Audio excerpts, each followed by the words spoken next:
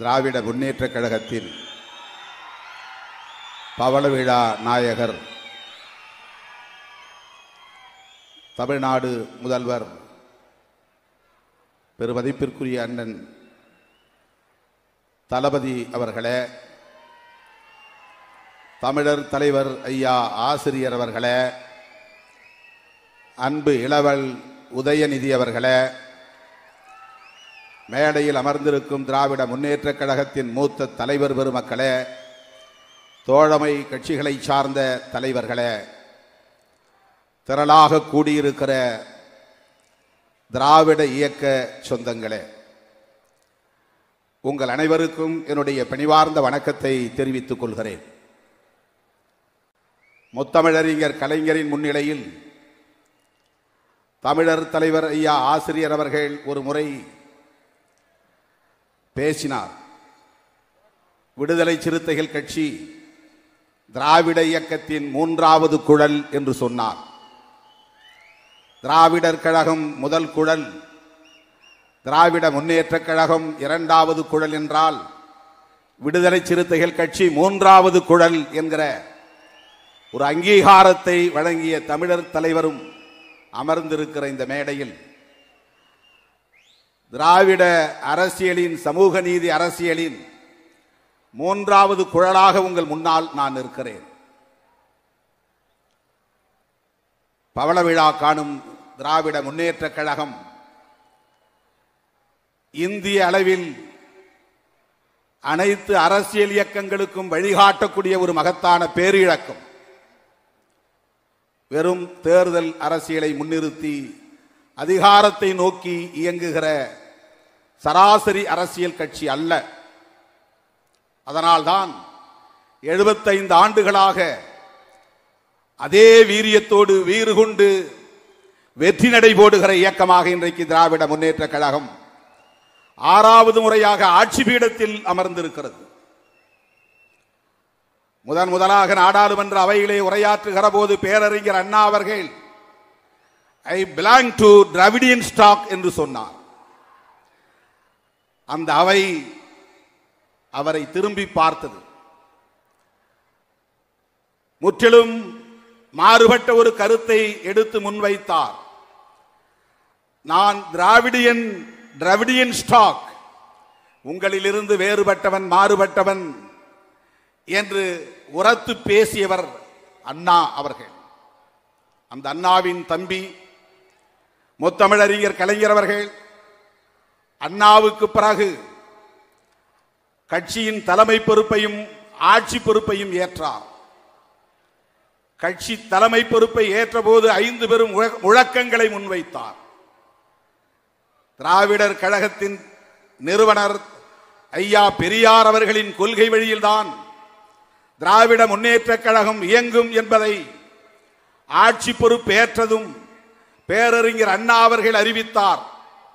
ராஜாஜியோடு சேர்ந்து கூட்டணி அமைத்து ஆட்சியை கைப்பற்றினாலும் இந்த ஆட்சியை பெரியாரின் காலடியில் காணிக்கையாக வைக்கிறேன் என்று சொன்னார். அதுதான் அரசியல் முதிர்ச்சி, கொள்கை முதிர்ச்சி, பெருந்தன்மை. பெரியார் வழியிலிருந்து ஒருபோதும் வழுவ மாட்டோம் என்று உரத்து பேசியவர் பேரறிஞர் அண்ணா. அதுதான் டிராவிடியன் ஸ்டாக். 5 பெரும் முழக்கங்களை முன்வைத்த போது பேரறிஞர் அண்ணாவின் தம்பி தலைவர் கலைஞர் அவர்கள் அண்ணா வழியில் அயராது உழைப்போம் என்று சொன்னார். அண்ணா வழி என்றால் ஐயா வழி, அதுதான் திராவிட அரசியல் வழி என்று பொருள். ஆதிக்கமற்ற சமுதாயத்தை அமைத்தே தீருவோம், இந்தி திணிப்பை என்றும் எதிர்ப்போம், மத்தியில் கூட்டாட்சி, மாநிலத்தில் சுயாட்சி, வன்முறை தவிர்த்து வறுமையை வெல்வோம். இந்த 5 பெரும் முழக்கங்கள் எதை காட்டுகிறது என்றால், ஐயா வழி தவறாமல் அண்ணா வழியில் இயங்கும் திராவிட அரசியல் இயக்கம் இது, சமூக நீதி இயக்கம் இது என்பதை முத்தமிழறிஞர் கலைஞர் அவர்கள் பிரகடனப்படுத்தினார். அதை அப்படியே பின்பற்றினார். ஒரு சமூக இயக்கமாக, பண்பாட்டு தளத்திலே இயங்குகிற இயக்கமாக செயல்படுகிற பொறுப்பு என்பது வேறு, பணி என்பது வேறு. ஒரு தேர்தல் கட்சியாக வந்த பிறகு பேரறிஞர் அண்ணா அவர்கள் எந்த தயக்கமும் இல்லாமல் பெரியார் கொள்கையை நடைமுறைப்படுத்துவதில் தீவிரம் காட்டினார். இந்தியாவிலேயே முதலாக ஒரு சமூக புரட்சியை ஏற்படுத்தக்கூடிய வகையில சுயமரியாதை திருமணத்தை சட்ட அங்கீகாரம் பெற்றார். வேறு எந்த மாநிலத்திலும் இது கிடையாது. நீண்ட நெடுங்காலமாக 1000 தலைமுறைகளாக இருந்து வந்த பண்பாட்டு தளத்தில் மிகப்பெரிய சம்மட்டி அடியை கொடுத்தார். ஒரு தாக்குதலை நடத்தினார். பெரியார் வழியை பின்பற்றுகிறோம் என்பதை உறுதி செய்தார். தமிழ் உணர்வுதான் எங்களின் ஆணி வேர் என்பதை உணர்த்தக்கூடிய வகையிலே மதராஸ் மாகாணம் என்று இருந்ததை தமிழ்நாடு என்று பெயர் சூட்டி தம்முடைய மொழி இன உணர்வை உறுதிப்படுத்தினார். அது பெரியார் வழி. ஏனென்றால் பெரியார் தான் முதலில் தமிழ்நாடு தமிழருக்கே என்கிற முழக்கத்தை எழுப்பியவர். அவருடைய மாணாக்கர்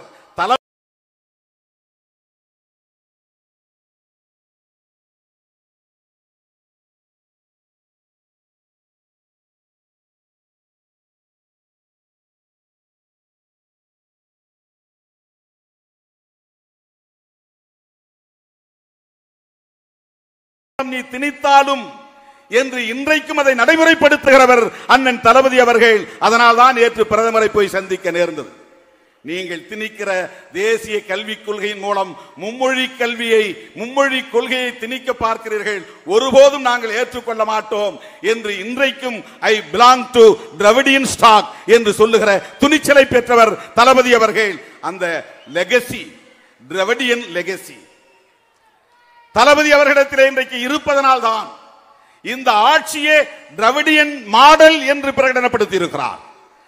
கலைஞர் கூட அதை அறிவிக்கவில்லை. அண்ணா அரசு என்று சொல்லி இருக்கிறார்.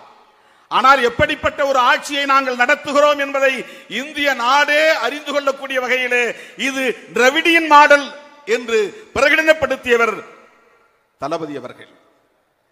இவரை வெறும் குடும்ப வாரிசு என்கிறார்கள். கருத்தியல் வாரிசு, பெரியாரின் கொள்கை பேரன். பெரியார் வழியில் அவர் தொடர்ந்து இயங்குகிறார் என்பதற்கு இதைவிட வேறு சான்று தேவையில்லை. இந்தி திணிப்பை என்றும் எதிர்ப்போம். முத்தமிழறிஞர் கலைஞர் மாநிலத்தில் சுயாட்சி, மத்தியில் கூட்டாட்சி, இந்த முழக்கம் இந்திய மாநிலங்களில் எந்த முதல்வராலும் இதுவரையில் முன்வைக்கப்படவில்லை. அரசமைப்பு சட்டத்தின்படி எழுப்பிய முழக்கம்.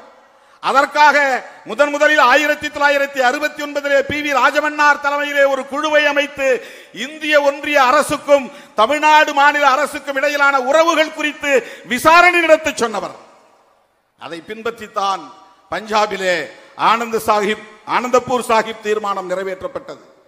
மேற்கு வங்கத்திலே ஒரு கமிட்டி உருவாக்கப்பட்டது. அதன் பிறகுதான் இந்திய ஒன்றிய அரசு சர்க்காரியா தலைமையிலே மத்திய மாநில அரசுகளுக்கு இடையிலான உறவை பற்றி விசாரிப்பதற்கென்று ஒரு குழு அமைக்கப்பட்டது. இந்த தாக்கத்தை ஏற்படுத்தியவர் முத்தமிழறிஞர் கலைஞர் அவர்கள்.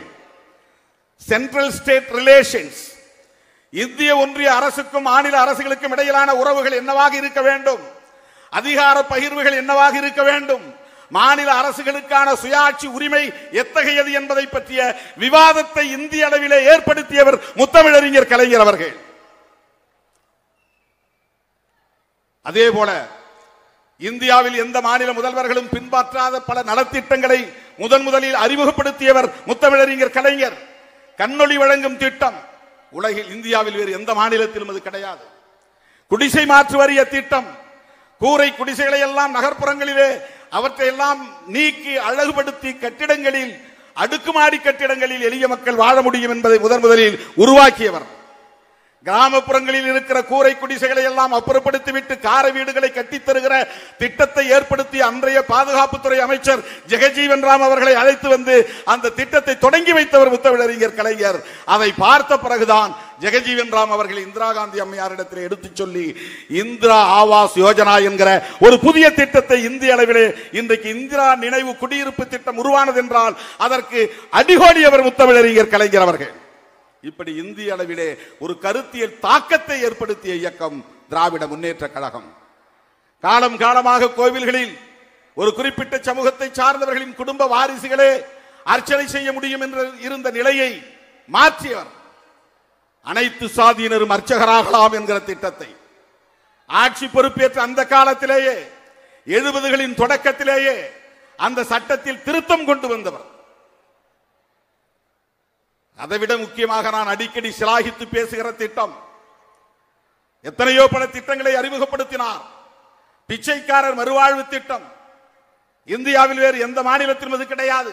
தெருவிலே வீதியிலே யார் வேண்டுமானாலும் பிச்சை எடுப்பார்கள், அதை பொருட்படுத்துவதற்கு யாரும் இல்லை என்கிற நிலை இருந்த போது தொழுநோயால் பாதிக்கப்பட்டு கோவில்களிலும் வீதிகளிலும் பிச்சை எடுத்துக் கொண்டிருந்தவர்களுக்கு ஆங்காங்கே ஒரு தங்கும் இடத்தை உண்டு உறைவிடத்தோடு ஏற்படுத்தி தந்தவர்களுக்கு மறுவாழ்வை ஏற்படுத்தி தந்த பெருமை முத்தமிழறிஞர் கலைஞருக்கு சாரும். அவர்தான் சமத்துவபுரம் என்கிற புதிய திட்டத்தை கொண்டு வந்தார். உலகில் இந்தியாவில் எந்த தலைவரும் சிந்திக்காத ஒன்று. ஊர் வேறு சேரி வேறு என்று பிரிந்து இந்தியா முழுவதும் இரட்டை இந்தியாவாக இருக்கிறது. ஒரே ஊரில் வாழ்ந்தாலும் கூட தனித்தனியாக சாதி பெயர்களில் தெருக்கள் இருக்கின்றன. ஒரு வீடு இன்னொரு வீடு என்று சாதி கலந்து இருக்காது. இப்படிப்பட்ட நிலையிலே இந்த மக்கள் எப்போது இணைந்து ஒரே இடத்தில் வாழப் போகிறார்கள் என்கிற கவலை முத்தமிழறிஞர் கலைஞருக்கு மட்டும்தான் எழுந்தது. ஏனென்றால் அவர் அண்ணாவின் தம்பி, பெரியாரின் பிள்ளை. அதனால் அந்த கருத்தியல் அடிப்படையில் அந்த சிந்தனை சமத்துவபுரத்தை இந்தியாவில் வேறு எந்த மாநிலமும் உருவாக்கவில்லை. அப்படிப்பட்ட ஒரு கருத்தியல் வாரிசாக 50 ஆண்டு காலம் தமிழ்நாட்டில் மிகப்பெரிய தாக்கத்தை ஏற்படுத்திய தலைவர். எதிர்கட்சி தலைவராக இருந்தாலும் அவரை சுற்றிய அரசியல், ஆளுங்கட்சியாக இருந்தாலும் அவரை சுற்றிய அரசியல். அரை நூற்றாண்டு காலம் கலைஞரை சுற்றிய தமிழ்நாடு இயங்கியது, இந்திய அரசியலும் இயங்கியது. எத்தனை நெருக்கடிகள், எவ்வளவு அவதூறுகள். விசா காலத்திலே நெருக்கடி, அதன் பிறகு கட்சி 2 முறை பிளவுபட நேர்ந்தது, அந்த நெருக்கடி. அதன் பிறகு ராஜீவ்காந்தி படுகொலை, அதனால் மிகப்பெரிய சரிவு, மிகப்பெரிய பாதிப்பு. அதன் பிறகு அண்மையிலே 2009 ஈழத்தில் நடந்த இனப்படுகொலை, அது தொடர்பான அவதூறு பிரச்சாரங்கள். இப்படி எத்தனையோ பல நெருக்கடிகளை தாண்டி 75 ஆண்டுகளாக இந்த இயக்கம் தாக்குப்பிடித்து நிற்கிறது. பவள விழா காண்கிறது, ஆட்சி பீடத்தில் அமர்ந்திருக்கிறது. இந்த காலகட்டத்தில் அண்ணா இருந்தால் தட்டி கொடுப்பார், கலைஞர் இருந்தால் உச்சி மோந்து முத்தம் கொடுப்பார். அப்படி ஆளுமை வாய்ந்த, பேராளுமை வாய்ந்த தலைவராக இன்றைக்கு நம்முடைய தளபதி அவர்கள் தொடர் வெற்றி. 2019 வெற்றி, 2021 வெற்றி, 2024 வெற்றி, தொடர்ந்து 2017 பிரச்சனைகளின் அடிப்படையில் உருவான இந்த அணியை தேர்தலுக்காக உருவாக்கப்பட்ட அணி அல்ல, தேர்தல் காலத்தில் உருவாக்கிய அணி அல்ல, காவேரி நீர் பிரச்சனைக்காக உருவாக்கிய இந்த அணியை இன்று வரையில் கட்டுக்கோப்பாக அதை வைத்து வழிநடத்தி கொண்டிருக்கிறார். வேறு எந்த மாநிலத்திலும் ஒரு அணி தேர்தல் காலத்தில் உருவாகும், தேர்தல் முடிந்ததும் சிதறி போகும். ஆனால் இந்த அணி இன்றைக்கும் கட்டுக்கோப்பாக இயங்குகிறது என்றால் அதற்கு அண்ணன் தளபதி அவர்களின் ஆளுமை மிக்க வழிநடத்துதல் தான். தொடர் வெற்றியை சாதித்து மிக பெரும் சாதனையாளராக இன்றைக்கு நிற்கிறார். வெறும் பதவிக்கான அரசியலாக அவர் செய்யவில்லை.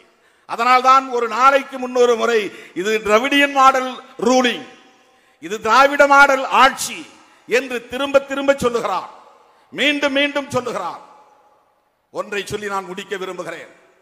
முத்தமிழறிஞர் கலைஞர் அவர்கள் சொல்வார், தந்தை பெரியாரின் நெஞ்சில் தைத்த முல்லை எடுக்க அனைத்து சாதியினரும் அர்ச்சகராகலாம் என்கிற சட்டத்தை நான் கொண்டு வந்தேன். தந்தை பெரியாரின் நெஞ்சிலே அது ஒரு நெருடலாக இருந்தது, அது ஒரு முள்ளாகி இருந்து உறுத்திக் கொண்டே இருந்தது. அந்த முல்லை எடுக்க வேண்டும் என்பது எனது முனைப்பாக இருந்தது. அதன் அடிப்படையில் தான் அனைத்து சாதியினரும் அர்ச்சகராகலாம் என்கிற சட்டத்தை கொண்டு வந்தேன் என்று பெருமையோடு சொன்னார். இன்றைக்கு அது நடைமுறையில் உங்கள் காலத்தில் இருக்கிறது. நான் ஒரு வேண்டுகோளை வைக்கிறேன். பேரறிஞர் அண்ணா கண்ட கனவு, அவர் சொன்னார், நான் கொண்டு வந்த இந்த மாற்றங்களால் இருமொழி கொள்கை உறுதிப்பாடு, தமிழ்நாடு பெயர் சூட்டுதல், சுயமரியாதை திருமணம், இந்த மூன்றுக்கும் எதிராக யாராவது பேச முனைந்தால் திராவிட முன்னேற்ற கழகத்தின் சார்பில் அல்லது தமிழக மக்களின் சார்பில் மிகப்பெரிய கிளர்ச்சி உருவாகும் என்று அந்த கொள்கை பகைவர்கள் அஞ்சும் நாள் எவ்வளவு நாளோ அதுவரையில் என்னுடைய ஆட்சி நடக்கிறது என்று பொருள், தமிழ்நாட்டில் என் ஆட்சி நடக்கிறது என்று பொருள் என்று சொன்னார். இந்த மூன்று நிலைப்பாடுகளுக்கும் எதிராக எவனும் சிந்திக்க முடியாது, அச்சப்படுவான். அந்த அச்சம் நீடிக்கிற வரையில் என்னுடைய ஆட்சி என்று அப்போதே அவர் கிளைம் செய்து கொண்டார். இன்றைக்கு நடப்பது கலைஞர் அரசு என்பதை விட அண்ணா அரசுதான். தளபதியின் தலைமையிலே நடக்கிற இந்த அரசு அண்ணா அரசு, அண்ணா ஆட்சி. ஏனென்றால் எந்த சக்தியாலும் சுயமரியாதை திருமண சட்டத்தின் மீது கை வைக்க முடியாது. எந்த சக்தியாலும் தமிழ்நாடு என்கிற பெயரை மாற்ற வேண்டும் என்கிற துணிச்சல் இருக்க முடியாது. எந்த சக்தியாலும் இருமொழி கொள்கையை மாற்றிவிட்டு மும்மொழி கொள்கையை திணிக்க முடியாது. நேற்றைய பயணம் தளபதியின் பயணம் அதற்கான பயணம்தான். கல்விக்கான நிதியை நீ ஏன் தரவில்லை? உன் மும்மொழி கொள்கையை நான் நடைமுறைப்படுத்த முடியாது என்று சொன்னதால் நீ பிளாக்மெயில் செய்கிறாயா?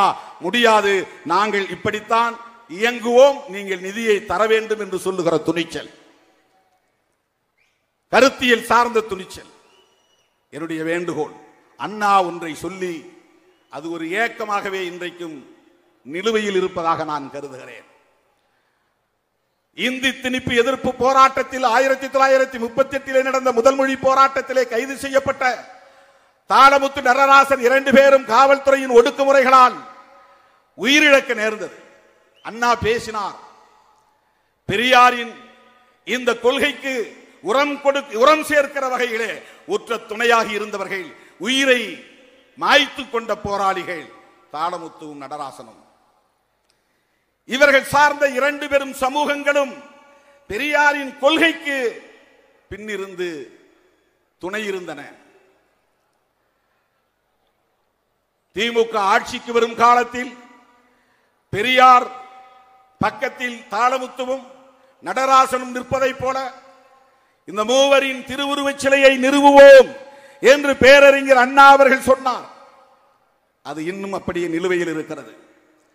தந்தை பெரியாரின் நெஞ்சில் தைத்த முல்லை முத்தமிழறிஞர் கலைஞர் எடுத்தார். அண்ணாவின் ஏக்கத்தை நீங்கள் நிறைவேற்ற வேண்டும். திராவிட மாடல் ஆட்சியிலே பெரியாருக்கு நடராசன் தாளமுத்துவோடு இருக்கிற திருவுருவச் சிலையை நீங்கள் எழுப்ப வேண்டும். இந்த வேண்டுகோளை வைத்து என்றென்றைக்கும் விடுதலை சிறுத்தைகள் கட்சி, திமுக, திராவிட முன்னேற்ற கழகம், திராவிடர் கழகம் ஆகிய இரட்டை குழல் துப்பாக்கியோடு 3வது குழலாக இருக்கும்.